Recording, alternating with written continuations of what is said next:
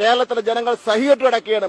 ഈ ഖജനാവ് കാലിയായ കാരണം ഈ മന്ത്രിമാരൊക്കെ തന്നെ കൊള്ള നടത്തിയതിന്റെ അടിസ്ഥാനത്തിലാണ് ഈ ഖജനാവ് കാലിയായി ഈ രൂപത്തിൽ നമുക്കൊരു സാമ്പത്തിക പ്രതിസന്ധി തന്നെ നേരിടേണ്ടി വന്നിട്ടുള്ളത്. നമസ്കാരം. മൈക്ക് കണ്ടാൽ അറിയാതെ സത്യം പറഞ്ഞു പോകുന്ന ഒരുതരം പ്രത്യേക അസുഖത്തിന്റെ ഉടമയാണ് നമ്മുടെ ബഹുമാനീയനായ വിദ്യാഭ്യാസ മന്ത്രി വി ശിവൻകുട്ടി. മുഖ്യമന്ത്രിയുടെ തന്നെ ഭാഷയിൽ പറഞ്ഞാൽ ഇ.പി. ജയരാജനെ പോലെ ശിശു സഹജമായ നിഷ്കളങ്കത കാത്തു സൂക്ഷിക്കുന്ന ഒരു നേതാവാണ് ശിവൻകുട്ടിയും. എന്തായാലും മൈക്കിന് മുന്നിൽ അറിയാതെ വിളിച്ചു പറഞ്ഞ സത്യം ശിവൻകുട്ടി സഖാവിനെ ഇപ്പോൾ എയറിലാക്കിയിരിക്കുകയാണ്.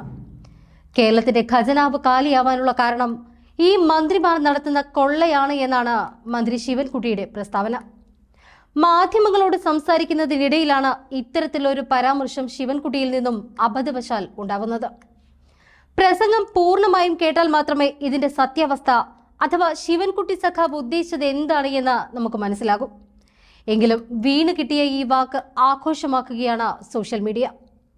മൈക്ക് മുമ്പാകെ ഞാൻ സത്യമേ പറയാറുള്ളൂ എന്ന തലക്കെട്ടോടുകൂടി ഈ വീഡിയോയുടെ എഡിറ്റ് ചെയ്ത ഭാഗം സോഷ്യൽ മീഡിയയിൽ പ്രചരിക്കുന്നുണ്ട്.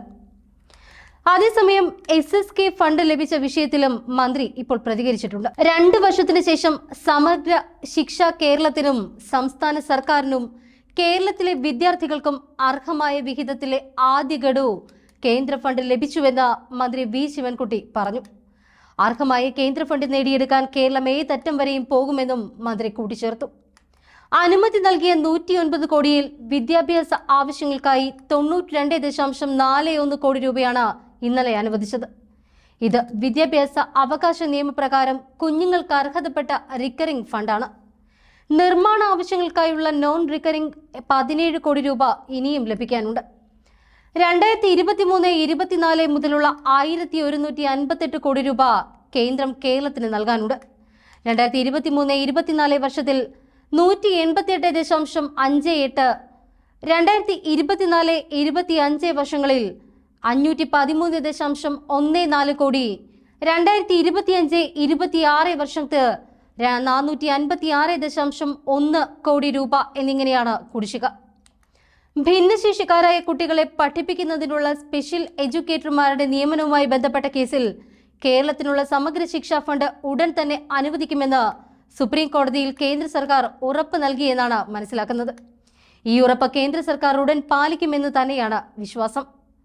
1 മുതൽ 5ാം ക്ലാസ് വരെ 10 കുട്ടികൾക്ക് ഒരു സ്പെഷ്യൽ എഡ്യൂക്കേറ്റർ, 5 മുതലുള്ള എല്ലാ ക്ലാസുകളിലും 15 കുട്ടികൾക്ക് ഒരു സ്പെഷ്യൽ എഡ്യൂക്കേറ്റർ എന്നതാണ് റീഹാബിലിറ്റേഷൻ കൗൺസിൽ ഓഫ് ഇന്ത്യയുടെ ശുപാർശ.